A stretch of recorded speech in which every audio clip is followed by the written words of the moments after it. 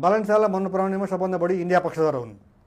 मन पराउने कि नपराउने? मन नपराउने। बालन शाहलाई मन नपराउने, बालन इन्डिया शाहलाई मन पक्षधर नपराउने चाहिँ धेरै मानिसहरू इन्डिया परस्त हुन् हैन। त्यसको एउटा कारण उनी ग्रेटर नेपालका समर्थक हुन् नहुन् त्यससँग सरोकार भएन। तर के भने जति बेला नरेन्द्र मोदीले अखण्ड भारतको नक्सा देखायो त्यति बेला हाम्रो पनि छ, हाम्रो ग्रेटर नेपालको नक्सा देखाउने चाहिँ को? त्यो त बालन शाह हुन्। एउटा मात्र स्थानीय तहको प्रमुखले गर्यो, त्यो त सरकारले पनि गर्न सकेन, त्यो बेलाको सरकारले पनि गरेन, त्यसको काउन्टर दिए। तर उनी माथि नै अहिले विदेशी दलालको आरोप लागिरहेछ, लुसिफरको आरोप लागिरहेछ नि त सर अहिले। होइन, अब यो चाहिँ असन्तुष्टि हुने बित्तिकै अनि फेरि एउटा कुरा के छ भने शिवजी, यहाँ दुधले नुहाएको कोही छैन, जसले लुसिफर भन्छ त्यो आफ्नै अब चाहिँ टुसिफर भन्ने कि अब त्यो के भन्ने अब होइन।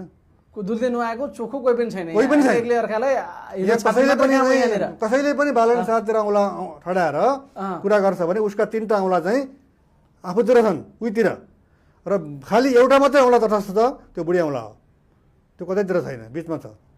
तपाईँलाई मैले औँलाइरहेको छु, मेरो औँला चाहिँ तपाईँतिर छ, यो औँला तपाईँतिर छैन, यतातिर छ, त्यतातिर कोही छैन, अरू 3टा औँला मतिर छन् भनेपछि मेजोरिटी फिङ्गर्सले चाहिँ जसले औँला ठडाउँदैछ तेरो पनि गल्ती छ है, सबभन्दा बढी गल्ती तेरो छ भनिरहेछ। त्यो पक्षतिर पनि ध्यान दिनुपर्छ। र प्रश्न कहाँनिर उठ्यो भने बालन शाहले सिंहदरबार जलाउँछु भनेर स्टाटस लेखेका थिए, कालान्तरमा सिंहदरबार साँच्चै जल्यो, जल्दाखेरि उनले दमकल किन पठाएनन् भन्ने एउटा प्रश्नले उनलाई चाहिँ गुचिराखेको छ क्या, चिमोटिराखेको छ।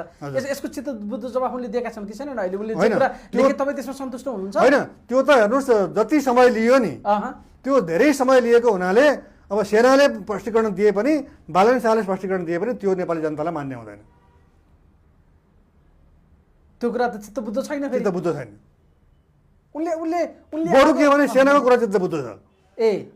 त्यो के अरे सिंहदरबार जलाउन गएका मान्छेलाई हामीले भुटेको भए त्यहाँ भित्र छिरेकाहरू त मारिन्थे, त्यस पछाडि त ऊ हुन्थ्यो होला। तर के भने आगो पनि लागिसकेको हुन्थ्यो, अनि निर्दोष त के भन्ने, अब आगो लगाउन गएकाहरू।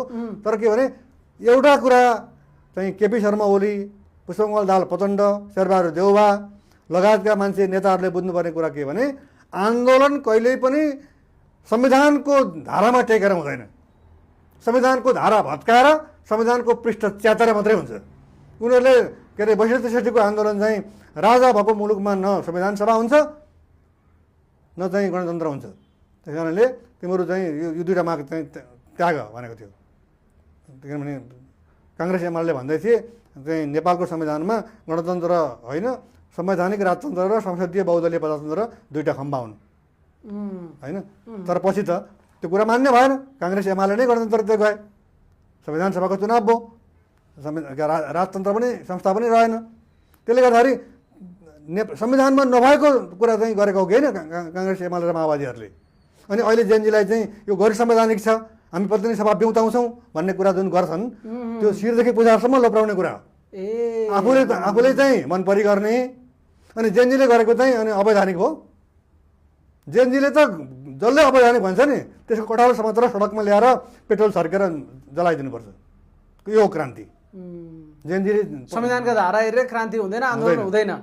अहिले संविधानको धारा हेरेर पानो पल्टाएर कुरा सुरु भइसक्यो नि त। अब यस्तो स्थिति आइरहेछ कि त्यो कुरा भयो भने चाहिँ अब सर्वोच्च अदालतले पनि संवैधानिक रूपमै हेर्ने हो भने त यसलाई क्रान्ति नभनेर, एउटा विप्लव नभनेर, विद्रोह नभनेर चाहिँ यो चाहिँ संविधानको आधारमा हेर्ने हो भने गैर संवैधानिक देखिन्छ। अन्तरिम संविधान के अरे प्रतिनिधि सभाको विघटन नहुँदै अन्तरिम संविधान के अरे अन्तरिम प्रधानमन्त्री भएको हो नि त, अनि बल्ल उसले सिफारिस गरेको हो नि। त्यसैले गर्दाखेरि त्यही त अब यहाँनिर विषय कहाँनिर आयो भने अब बिस्तारै पार्टीहरू पनि जोर मराउन थाल्यो। सरले हेरिरहनु भएको छ, फागुन 21 गते निर्वाचन तोकेको छ, निर्वाचन 1 महिना त गइसक्यो, अब मात्र 5 महिना बाँकी छ।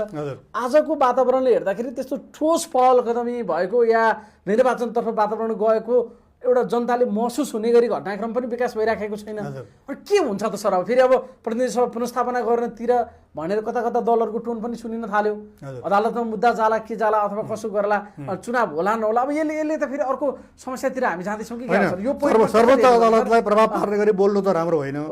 तर के भने मलाई चाहिँ के लाग्छ भने सर्वोच्च अदालतले जेएनजी आन्दोलनको वैधानिकता खोज्यो भने, किनभने 7 सालदेखिको आन्दोलनको कुनै आन्दोलनको पनि वैधता छैन, सबै अवैध आन्दोलन हुन्।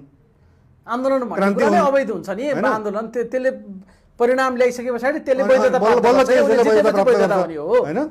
कानुन विपरीतमा आन्दोलन त्यसले हुन्छ। गर्दाखेरि मलाई चाहिँ के छ भने यदि सर्वोच्च अदालतमा मुद्दा पर्यो भने पनि यो चाहिँ आन्दोलनबाट चाहिँ आएको हुनाले यो हाम्रो चाहिँ अब कार्यक्षेत्रभित्र परे तापनि हामी यसमा चाहिँ निर्णय दिन बाध्य छैनौँ भनेर भन्नुपर्छ सर्वोच्च अदालतले। होइन? भनेको संसद पुनर्स्थापना गर्नेतिर गयो होइन, सर्वोच्च अदालतले पनि त्यो निर्णय गर्यो या दलहरूले त्यही कुरामा चाहिँ दबाब बढाउँदै लयो भने के छ? यो मुलुकको लागि दुर्भाग्य साबित हुन्छ सर त्यो कुरा के हुन्छ यदि संसद पुनर्स्थापनातिर गयो भने? शिवजी अब हामीले चाहिँ पर्खिनुपर्ने समय त 15 दिन मात्रै हो। 60 पछि हजुर अर्को आन्दोलन सुरु भइहाल्छ कुनै न कुनै रूपमा।